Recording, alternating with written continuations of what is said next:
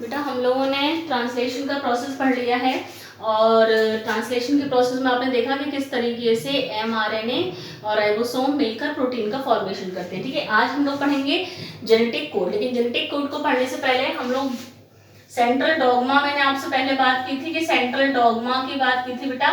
तो central dogma जो होता है, सेंट्रल डॉग्मा का मतलब क्या है? सेंट्रल डॉग्मा का मतलब होता है डीएनए से आरएनए का बनना, या डीएनए से एमआरएनए का बनना, और एमआरएनए से प्रोटीन का फॉर्मेशन, है ना। तो सेंट्रल डॉग्मा का मतलब होता है डीएनए से एमआरएनए बनेगा, जिसको कहते हैं क्या? ट्रांसक्रिप्शन। और एमआरएनए से प्रोटीन बनता है, जिसको कहते हैं ट्रांसलेशन। और आपको पता है कि डीएनए की जो इंफॉर्मेशन है वो एमआरएनए के फॉर्म में जाती है, डीएनए की इंफॉर्मेशन एमआरएनए में जाती है, जिससे कि प्रोटीन का फॉर्मेशन होता है। ठीक है, तो इसको हमने पूरे को क्या कहा है? Central dogma. इसको क्या कहा जाता है? Central dogma. ट्रांसलेशन के प्रोसेस में आपने देखा कि एमआरएनए के जो कोडॉन्स हैं वो कोडॉन्स पर किस तरीके से टीआरएनए अटैच होता है और एमिनो एसिड को लेकर आता है। ठीक है, तो आज हम लोग सबसे पहले तो क्या पढ़ेंगे बेटा? Genetic code. फिर हम लोग जीन एक्सप्रेशन पढ़ेंगे नेक्स्ट लेक्चर में। जेनेटिक कोड, पहली चीज तो ये जेनेटिक कोड का मतलब क्या है? जेनेटिक कोड एक्चुअली क्या है? 3 अल्फाबेट्स का एक ग्रुप है। 3 अल्फाबेट्स का ग्रुप, जो कि आपने ट्रांसलेशन में भी देखा बेटा, UAG, AUG, UAA, ये क्या है? अल्फाबेट्स का ग्रुप है। ये कौन से अल्फाबेट्स है? नाइट्रोजन बेसिस है। क्या है ये? नाइट्रोजन बेसिस है। तो जेनेटिक कोड जो होते हैं ये एक्चुअली डीएनए की इंफॉर्मेशन होती है, जो कि एमआरएनए के पास आई है प्रोटीन के फॉर्मेशन के लिए। सबसे पहले इस जेनेटिक कोड के बारे में बताने वाले साइंटिस्ट का नाम था जॉर्ज गैमो। जॉर्ज गैमो ने इसको बताया। ठीक है, तो अब हम लोग इसके बारे में पढ़ेंगे इंफॉर्मेशन किस फॉर्म में होती है? जेनेटिक कोड्स के फॉर्म में। इंफॉर्मेशन किस रूप में होती है? अगर हम लोग ये बात करते हैं कि इंफॉर्मेशन किस रूप में होती है, तो जेनेटिक कोड के रूप में। जेनेटिक कोड के रूप में होती है। इंफॉर्मेशन किस रूप में होती है बेटा? जेनेटिक कोड के रूप में होती है। जब ये जेनेटिक कोड बनाए जा रहे थे तो बहुत सारे साइंटिस्ट ने एक्सपेरिमेंट किए। ठीक है, तो जब ये कोड्स बनाए जा रहे थे तब बहुत सारे साइंटिस्ट ने एक्सपेरिमेंट किए। बहुत सारे साइंटिस्ट ने इसके एक्सपेरिमेंट किए। ठीक है, तो जिन्होंने ये टेबुलर फॉर्म में दिया, तो जॉर्ज गैमो ये साइंटिस्ट थे। जॉर्ज गैमो ने जेनेटिक कोड का टेबुलर फॉर्म बताया। टेबल के रूप में किस तरीके से ये जेनेटिक कोड को बताया गया है, ये टेबल के फॉर्म में इन्होंने जॉर्ज गैमो ने बताया। किसने बताया बेटा? जॉर्ज गैमो। जॉर्ज गैमो के अलावा 2 साइंटिस्ट और थे जिन्होंने जेनेटिक कोड के बारे में बताया। तो उन साइंटिस्ट के नाम क्या है अभी बताएंगे। हमें ये पता है, हमें मालूम है कि टोटल नाइट्रोजन बेस कितने हैं? Total nitrogen base 4। और टोटल अमीनो एसिड कितने हैं? टोटल अमीनो एसिड हैं 20। टोटल अमीनो एसिड है 20। तो 4 नाइट्रोजन बेस है और 20 अमीनो एसिड है। तो ये जो 20 अमीनो एसिड, हर एक अमीनो एसिड के लिए एक अलग कोडॉन होता है। ये आप अभी ट्रांसलेशन पढ़ चुके हो तो समझ चुके हो। हर एक अमीनो एसिड के लिए एक अलग कोडॉन होता है। 3 का पेयर जो होता है ना, ट्रिपलेट। कोड कैसे होते हैं? ट्रिपलेट होते हैं। कैसे होते हैं? कोड्स ट्रिपलेट होते हैं, 3 के जोड़े में। कोड्स कैसे होते हैं बेटा? ट्रिपलेट होते हैं। तो टोटल बेस थे 4, अमीनो एसिड थे 20। हर एक अमीनो एसिड के लिए एक अलग कोडोन होना चाहिए। तो किस तरीके से इसको अरेंज किया जाए कि 4 बेसिस से, शुरू में क्या साइंटिस्ट ने एक्सपेरिमेंट किया था, किसी किसी ने तो जैसे ट्रिपलेट तो बाद में आया कि ट्रिपलेट बाद में, पहले कुछ साइंटिस्ट ने 4 के बेसिस का भी एक कोड बनाया था, लेकिन वो नहीं हो पाया। फिर बाद में जॉर्ज गैमो ने इसको टेबुलर फॉर्म में दिया, इसकी टेबल बनाई और उससे बताया कि 3 नाइट्रोजन बेसिस का ग्रुप होता है जिसको कि जेनेटिक कोड कहा गया, वो सबसे सही रहा। तो उन्होंने कहा कि 20 अमीनो एसिड हैं जो कि 4 नाइट्रोजन बेसिस को कोड करेंगे। अब ठीक है, 4 नाइट्रोजन बेसिस से 20 अमीनो एसिड के लिए अलग अलग कोडोन्स बनाने थे।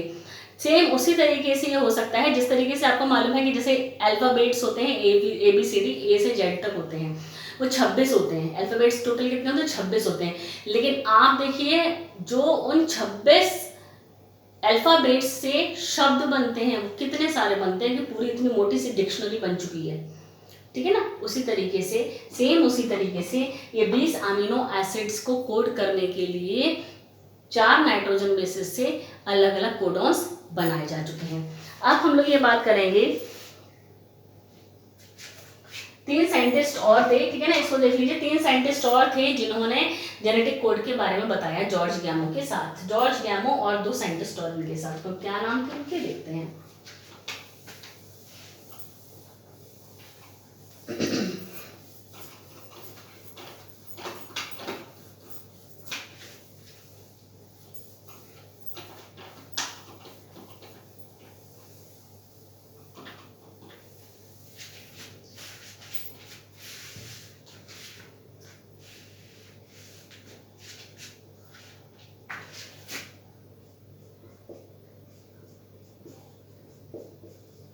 तीन साइंटिस्ट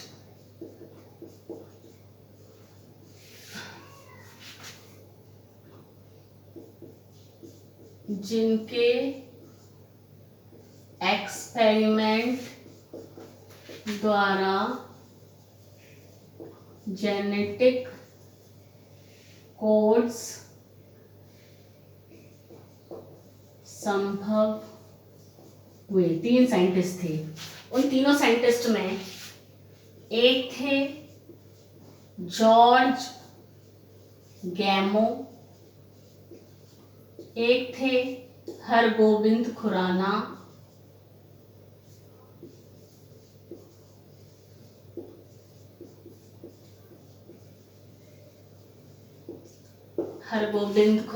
जॉर्ज गैमो, हरगोबिंद खुराना, और एक थे मार्शल नीरेनबर्ग।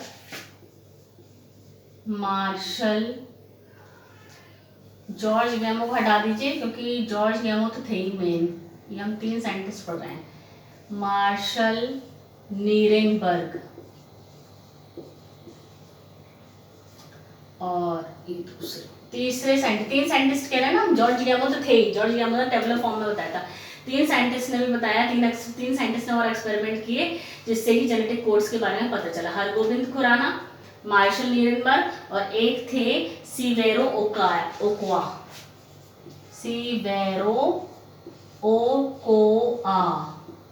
ये 3 साइंटिस्ट थे जिन्होंने मिलकर एक्सपेरिमेंट किया और जेनेटिक कोड्स को बताया। ठीक है, चलिए, तो ये तीनों साइंटिस्ट के नाम ध्यान रखना बेटा। अब हम लोग ये पढ़ने जा रहे हैं कि कोड्स किस तरीके से बनाए गए। आपको बुक्स में, सारी ही बुक्स में जेनेटिक कोड की एक टेबल दिखाई देगी। एनसीईआरटी के अंदर भी टेबल है जेनेटिक कोड की। वो टेबल कैसे बनी, देखिए, उस टेबल के बारे में बात करते हैं कि जॉर्ज गैमो ने जो टेबल बनाई ना जेनेटिक कोड की, वो जेनेटिक कोड की एक टेबल थी, वो कैसे बनाई गई। हमें मालूम है कि कोड्स ट्रिपलेट होते हैं, कोड्स ट्रिपलेट होते हैं। जो टेबल बनाई गई वो किस तरीके से बनाई गई और कैसे बनी हुई है, आपने देखा होगा कि सारी ही बुक्स में आपको ये टेबल मिलेगी। देखिए,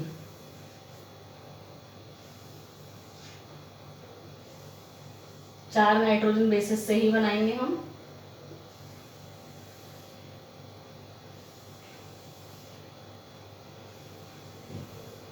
अब हम यहाँ पर नाइट्रोजन बेस लें, हमें मालूम है ट्रिपलेट होते हैं, ट्रिपलेट यानी 3 लेटर्स से मिलकर बने हैं, 3 नाइट्रोजन बेस होते तो हैं 4 नाइट्रोजन बेस, लेकिन एक कोड 3 नाइट्रोजन बेस से मिलकर बना हुआ। वो 3 नाइट्रोजन बेस कौन कौन से हैं, कौन से अमीनो एसिड को कोड करते हैं, ये वाली बात है। तो हमने कहा कि जो फर्स्ट लेटर होगा जेनेटिक कोड का, जो फर्स्ट लेटर होगा वो यहाँ पर लिखा जाएगा इस जगह पर, और जो सेकेंड लेटर होगा वो मैंने एरो बनाया इस साइड पे लिखा जाएगा, और थर्ड वाला इधर लिखा जाएगा यहाँ पर। ठीक है, क्या लिखना है हमें, first letter U A C G, यानी फर्स्ट लेटर हमने यहाँ लिख ली है, जिस तरीके से हम कोड्स बनाए गए हैं। सेकंड लेटर यहाँ लिखेंगे तो यहाँ भी हम लिख लें U A C G।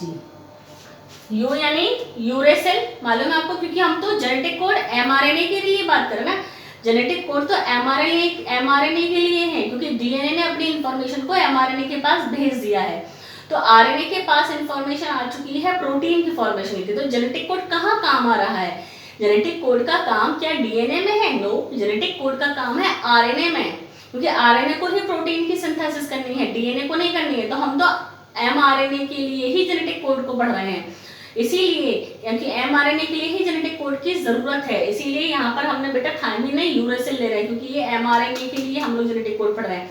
क्योंकि एमआरएनए ही है जो कि अब डीएनए से इंफॉर्मेशन को लेकर आ गया है और अब प्रोटीन का फॉर्मेशन करेगा, तो वो जेनेटिक कोड्स एमआरएनए के लिए पढ़ रहे हैं हम लोग। तो पहला लेटर यहाँ से आएगा, सेकेंड लेटर यहाँ से आएगा, थर्ड लेटर हम लोग यहाँ से लेंगे U A C G, uracil adenine cytosine guanine. ठीक है, तो हमने तीनों तरफ ले लिए, यूरेसिल एडेनिन साइटोसिन और ग्वानिन, तो ये हमने चारों तरफ ये ले रखे हैं। अब हम इसको कैसे बनाएंगे, देखिए पहला लेटर ये है, तो यहाँ पर हम पहला लेटर ये ले लेंगे, ये देखिए पहला लेटर ये, सेकंड लेटर ये है, यहाँ से ये ले लिया सेकंड लेटर, थर्ड लेटर ये है, थर्ड लेटर ये ले लिया। ठीक है, अब फिर से फर्स्ट लेटर ये है, सेकंड लेटर ये लेंगे और थर्ड लेटर ये लेंगे। ठीक है, अब फर्स्ट लेटर ये, सेकंड लेटर ये और थर्ड लेटर ये, थोड़ा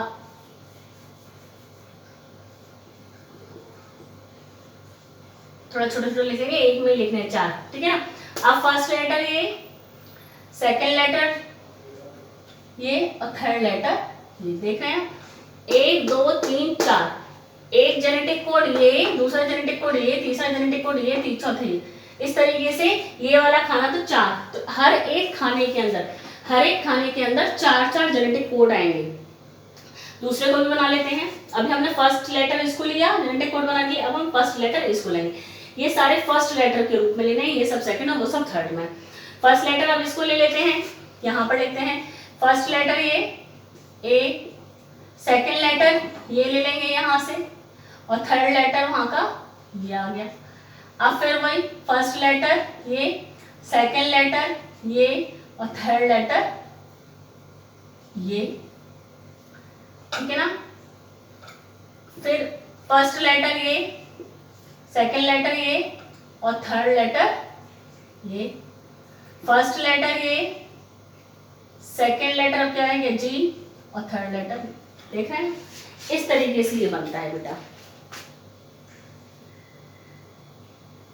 ठीक है, इस तरीके से ये बनता चला जाएगा, और इस तरीके से टोटल मिलाकर कितने कोड्स आएंगे, 4 इसमें 4 लगा दीजिए, टोटल मिला के कितने आएंगे, 4, हर खाने में 4, तो टोटल मिला के 64 कोडॉन्स बनेंगे। कितने कोडॉन्स बनेंगे, 64 कोडॉन्स बनेंगे।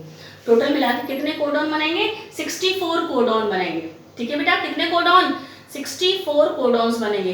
इन 64 कोडॉन में से 61 कोडॉन्स तो प्रोटीन को कोड करेंगे, यानी अमीनो एसिड को कोड करेंगे। 61 कोडॉन अमीनो एसिड को कोड करते हैं, और बाकी 64 में 61 तो अमीनो एसिड को कोड करेंगे, बाकी रह गए 3 कोडॉन ऐसे होंगे जो किसी को भी कोड नहीं करेंगे। 3 कोडॉन्स किसी भी एमिनो एसिड को कोड नहीं करेंगे। तो ये 3 कोडॉन क्या कहलाएंगे? स्टॉप कोडॉन्स कहलाएंगे। 3 कोडॉन ऐसे होंगे, हम लोग बात करेंगे 3 कोडॉन्स जो होंगे वो स्टॉप कोडॉन्स कहलाएंगे, जो कि किसी को भी कोड नहीं करेंगे, या फिर स्टॉप कोडॉन या फिर नॉनसेंस कोडॉन। नॉनसेंस कोडॉन कहलाएंगे। क्या कहलाएंगे? नॉनसेंस कोडॉन्स कहलाएंगे। देख लीजिए बेटा एक बार,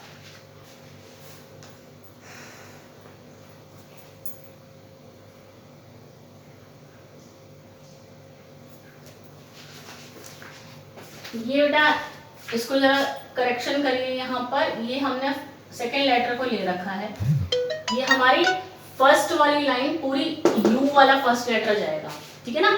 फर्स्ट वाली लाइन पूरे यू के लिए जाएगी, यानी कि अब हम यहाँ पर लिखेंगे तो हमें फर्स्ट लेटर ये ही रखना पड़ेगा। ये first letter U, second letter U, और नहीं, फर्स्ट लेटर यू और सेकेंड लेटर ए, और ये यू, ऐसे लिखना पड़ेगा बेटा, यू ए यू। फिर फर्स्ट लेटर ये, सेकेंड लेटर ये, इस तरीके से करेंगे बेटा। इसको लेना, इस वाली लाइन में इसको, इस वाली लाइन में इसको, यू ए, और फिर ये आ गया, यू ले लिया, ए ले लिया, फिर ये first letter U, second letter A, और थर्ड लेटर सी, यू, फिर ए, और फिर जी, ऐसे चलेगा, ठीक है। फिर अभी यही लेंगे, यू है तो यू और सेकेंड लेटर सी और third letter U, first letter U, second letter C, A, U C C, U C G, ऐसे चलेगा, ठीक है बेटा। इस तरीके से ये आगे चलते चलेंगे, टोटल मिला के कोडॉन्स हो जाएंगे 64। 4 4 8 4 12 और 12 और 4 16, 16 32 48 64, टोटल मिला के 64 कोडॉन्स बने। 64 कोडॉन बन गई है, और हर एक कोडॉन अलग अलग अमीनो एसिड के लिए मैं आपको एनसीईआरटी में दिखाती हूँ अभी, देखिए।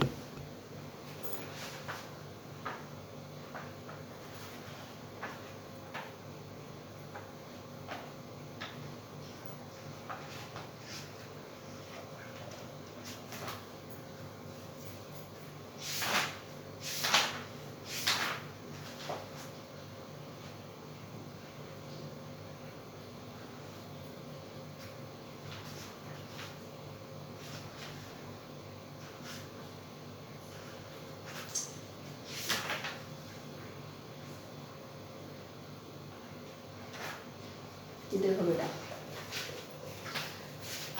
ये है जेनेटिक कोड,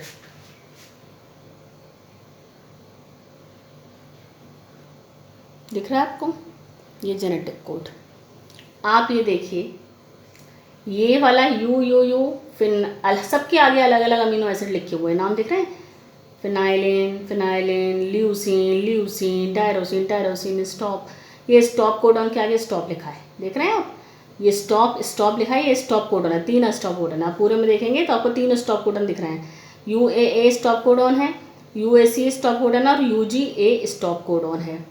बात समझ रहे बेटा? तो इस तरीके से ये बनते चले जाएंगे। ये हमने इस खाने में यू ए सी जी लिखा है, इस खाने में भी यू ए सी जी चलेगा, यू ए सी जी चलेगा। आपको ये नहीं सोचना है कि एनसीईआरटी के अंदर यू के बाद सी दे रखा है, आप तो नाइट्रोजन बेस लिख रहे हो, कैसे भी लिख सकते हो, कोड यही बनकर आएंगे। और हर एक कोडॉन अलग अलग अमीनो एसिड को बता रहा है, जैसा कि आपको एनसीईआरटी के अंदर दिखा। बात समझ आ रही है बेटा? यही जेनेटिक कोड्स हैं, यही जेनेटिक कोड्स हैं। और इसमें से जो स्टॉप कोडॉन्स हैं हम लोग उसके बारे में भी बात करेंगे। आपने देखे स्टॉप कोडॉन्स कौन कौन से हैं, चलिए लिख ही लेते हैं अभी। ये जो स्टॉप कोडॉन्स हैं, कौन कौन से स्टॉप कोडॉन्स हो गए, देखिए यू ए, ये देखिए ये हम बना चुके हैं, यहाँ पर यू ए हमारे पास आ चुका है। यू ए स्टॉप कोडॉन है, U A G stop codon UAC, UGA, UAG, यूएजी और यूजीए, यूजीए, ये तीनों स्टॉप कोडॉन हैं जो कि किसी भी एमिनो एसिड को कोड नहीं करते हैं, एमआरएनए के ऊपर चलती चली जा रही है। जैसे आप पढ़ ही चुके हैं ट्रांसलेशन में, एमआरएनए के ऊपर चलता चला रहा है ट्रांसलेशन का प्रोसेस, जैसे ही स्टॉप कोडॉन आता है वहां पर प्रोटीन बनना बंद, क्योंकि अब उस जेनेटिक कोड के लिए कोई भी अमीनो एसिड नहीं है। ठीक है, इस तरीके से टोटल मिला के 64 कोडॉन्स बने। 64 कोडॉन्स में से 61 कोडॉन अमीनो एसिड को कोड करते हैं, 3 कोडॉन किसी को भी कोड नहीं करते हैं। ठीक है बेटा, बात समझ में आ गई? ये जेनेटिक कोड है। अब हम लोग पढ़ने जा रहे हैं फीचर्स ऑफ जेनेटिक कोड, जो कि बहुत इंपॉर्टेंट है। Salient features of genetic code.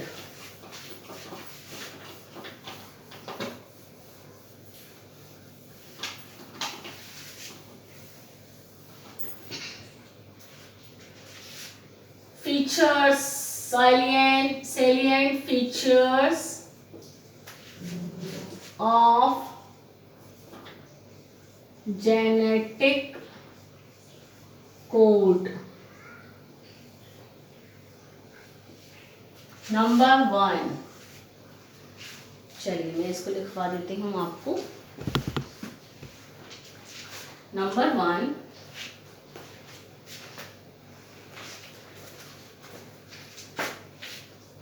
Total codons 64 हैं।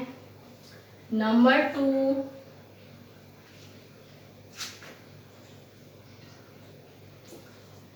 प्रत्येक कोड नॉन एम्बिगुअस है, नॉन एम्बिगुअस होता है। नॉन एम्बिगुअस का मतलब क्लियर है, कंफ्यूजन नहीं है। नॉन एम्बिगुअस का मतलब नो कंफ्यूजन। कोई कंफ्यूजन नहीं है। कैसे? जैसे कि हम बात करते हैं प्रत्येक कोड नॉन एम्बिगुअस होता है, तो नॉन एम्बिगुअस का मतलब क्या है?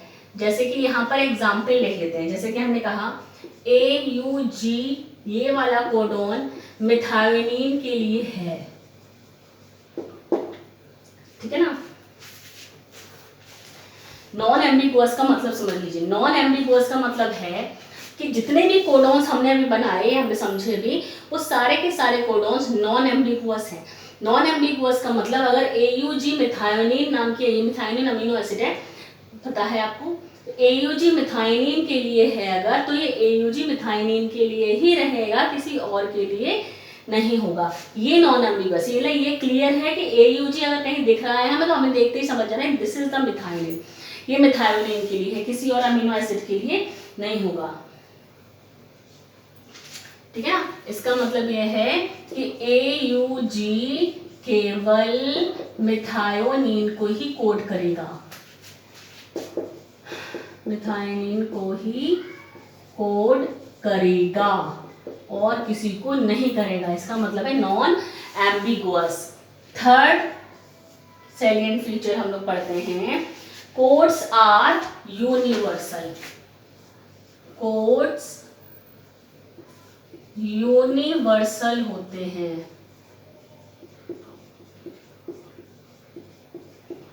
कोड्स यूनिवर्सल होते हैं। जैसे कि एग्जाम्पल लेते हैं UUU, ये जो कोडॉन है ये फिनाइल एलेनीन के लिए है, फिनाइल एलेनीन के लिए है ये कोडॉन।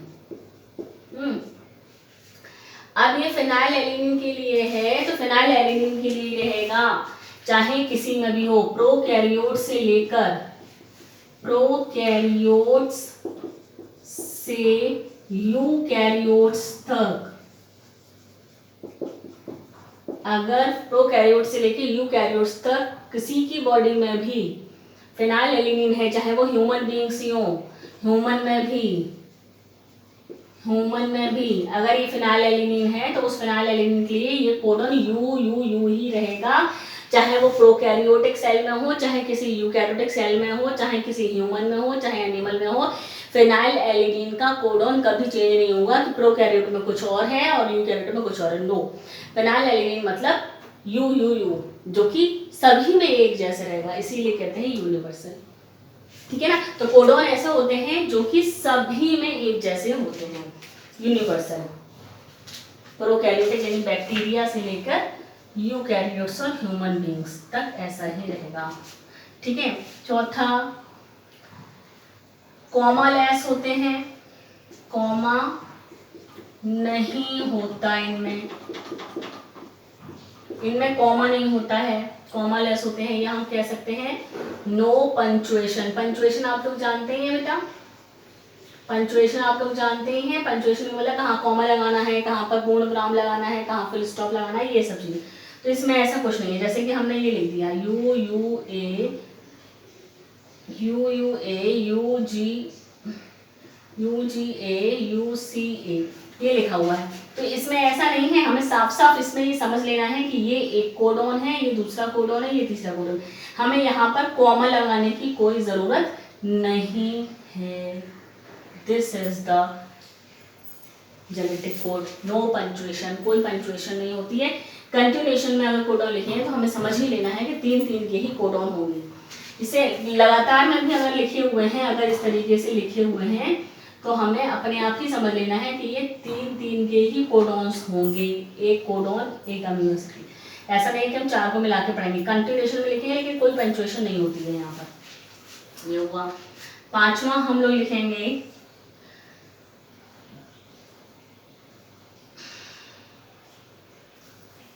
कोड्स में ओवरलैपिंग नहीं होती है, ओवरलैपिंग नहीं होती। ओवरलैपिंग नहीं होती है मतलब जैसे कि ये सी लिखा है, ये लिखा है, तो हम ऐसा नहीं है कि यहाँ पर ओवरलैपिंग हो जाएगी, ये हमने ये पढ़ लिया और अब हम एक दूसरा वाला ये पढ़ लेंगे, नो, या तीसरा वाला ये पढ़ लेंगे, no, no overlapping. UCC, AUG और एसी ए ही अलग अलग पढ़ेंगे हम लोग। ऐसा नहीं है कि ये ओवरलैप कर देंगे, इसको मिलाकर इसमें पढ़ लिया और इसको मिलाकर इसमें पढ़ लिया, नो, कोई ओवरलैपिंग नहीं हो सकती है इसमें। ठीक है ना, चलिए आगे और देखते हैं, और सैलिएंट फीचर्स देखते हैं।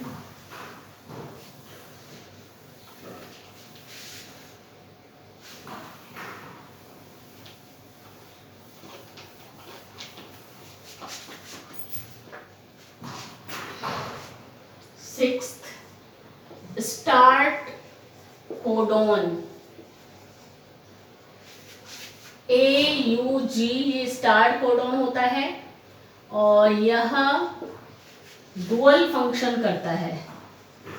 डुअल फंक्शन यानी दोहरा कार्य करता है, दो काम करता है, यानी कि ये स्टार्ट कोडॉन भी है और ये मिथाइनिन को भी कोड करता है।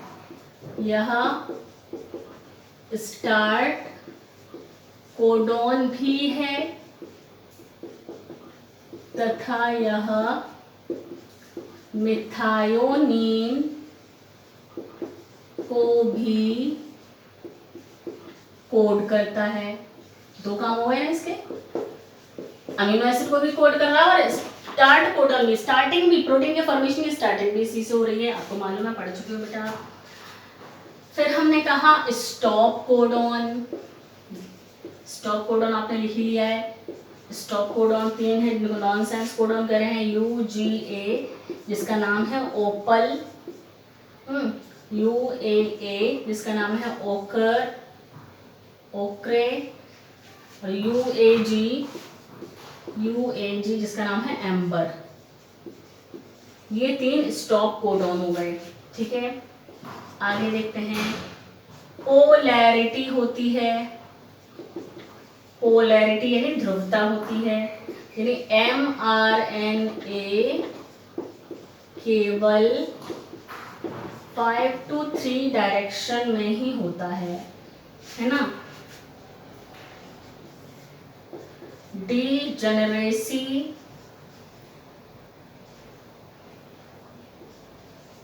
Of codons, degeneracy of codons, degeneracy of codons का मतलब है टोटल मिला के 64 ट्रिपलेट कोडॉन बने और 20 एमिनो एसिड हैं,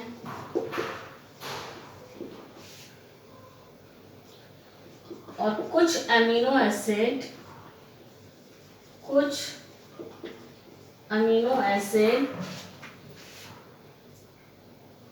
एक कोडॉन से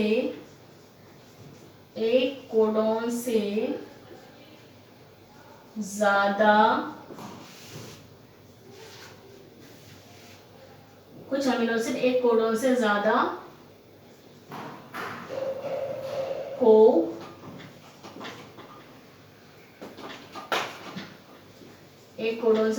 को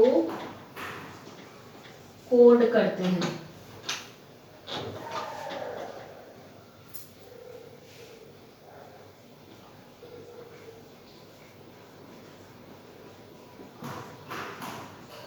एक कोडॉन से ज्यादा को कोड करते हैं कुछ अमीनो एसिड, ठीक है। जैसे कि एनसीईआरटी में बता देती हूँ मैं आपको।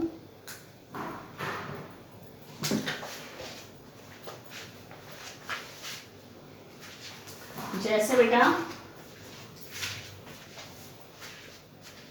देखिए, फिनाइल एलिनिन ये लिखा हुआ है यू, ये भी फिनाइल एलिनिन को बता रहा है, यूयूसी ये भी फिनाइल एलिनिन को बता रहा है।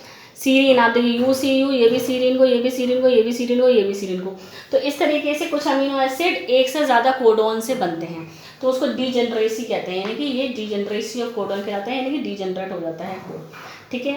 चलिए, तो आज हमने ये कोडॉन्स का पढ़ा, यानी कि जेनेटिक कोड पढ़े। अब इसके बाद हम लोग जीन एक्सप्रेशन को पढ़ेंगे बेटा, ठीक है। चलिए।